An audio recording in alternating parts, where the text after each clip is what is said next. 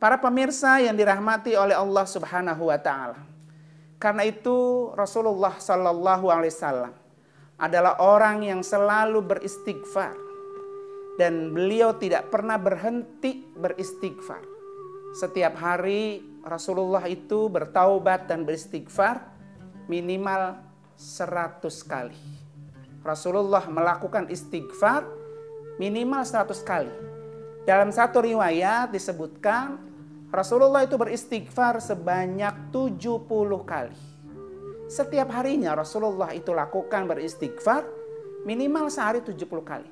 Padahal Rasulullah Sallallahu Alaihi Wasallam adalah orang yang maksum, orang yang tidak pernah melakukan dosa, orang yang tidak pernah berbuat kesalahan. Tapi rasa terima kasih Rasulullah kepada Allah Subhanahu wa taala adalah dengan selalu beristighfar kepada Allah Subhanahu wa taala.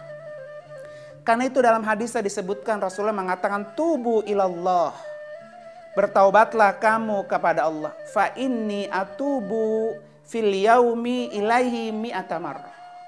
Bertaubatlah kamu kepada Allah karena sesungguhnya aku dalam sehari itu bertaubat dan beristighfar kepada Allah 100 kali.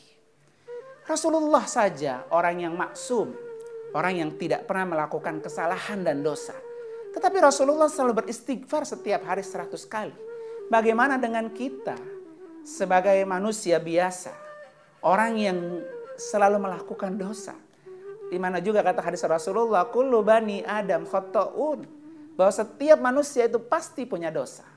Wa khairul khata'ina at-tawwabu. Dan sepaling baik manusia yang punya dosa adalah orang yang bertaubat. Nah, bertaubat inilah adalah penghapus dan obat daripada kesalahan dan dosa. Karena itu ada namanya sholat sunat taubat. Lakukan sholat sunat taubat sehari sekali. Atau minimal 1 minggu sekali.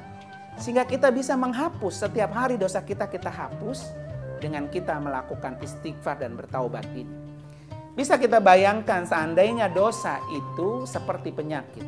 Pusingkah kepala kita, pegal-pegalkah badan kita, atau yang lain-lainnya, maka pasti kita akan merasakan betapa tidak enaknya badan kita ketika sakit.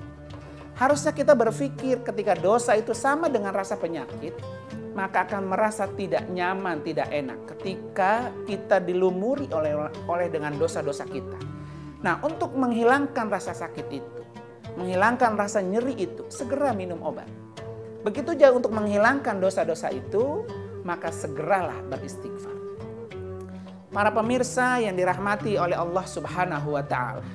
Kemudian istighfar itu juga adalah sebagai solusi, sebagai memberi jalan keluar ketika kita mendapatkan sebuah kesalahan. Di mana kata Rasulullah sallallahu alaihi wasallam dalam hadis riwayat Imam Ahmad, man lazima al-istighfar ja'alallahu min kulli hammin faraja. Siapa orang yang membiasakan beristighfar, maka orang itu akan diberikan jalan keluar dari segala kesulitannya. Wa min kulli dhaiqin makhraja. Dan orang itu juga akan diberikan jalan keluar dalam kesempitannya ketika dia beristighfar. Yang namanya kesempitan hidup, kesulitan hidup pasti akan kita rasakan. Setiap kita pasti menjumpai yang namanya rasa sulit di dalam hidup. Pasti akan mendapatkan kesulitan. Ada kesulitan yang begitu berat. Ada kesulitan yang juga tidak begitu berat. Tetapi kita pasti menjumpai kesulitan. Nah, kesulitan-kesulitan ini akan kita hindari atau tidak kita dapatkan. Dan ketika pun kita mendapatkan kesulitan itu, Allah berikan jalan keluarnya. Maka kuncinya adalah perbanyaklah beristighfar. Kemudian istighfar juga di samping dia memberikan jalan keluar segala macam problematika kita. Ternyata istighfar itu juga memberikan rezeki yang tidak pernah kita duga. Dari mana rezeki itu akan datang? Dia akan diberikan kepada orang-orang yang sering beristighfar. Para pemirsa yang dirahmati oleh Allah Subhanahu wa taala. Karena itu mari sama-sama kita selalu beristighfar. Terutama melihat kondisi negara kita, kampung kita, kehidupan kita. Yang tahu kita susah, kita sulit, kita menderita atau kita dalam keadaan yang tidak mengenakan, maka sambil kita tiduran, sambil kita beristirahat, sambil kita rehat sejenak, maka mulut kita basahi dengan beristighfar.